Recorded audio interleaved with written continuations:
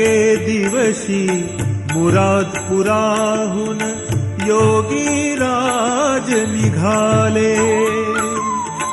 मारळ गावी येऊन स्वामी हाका मारू लागले.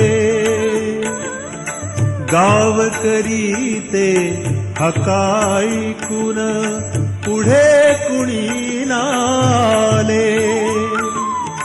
दिवा दाखवी गावचा चांभार वरदान त्याला मिळाले. शिवकृपेने भाग्य उजळले जगी गाजले ना. शिवकृपेने भाग्य उजळले जगी गाजले ना.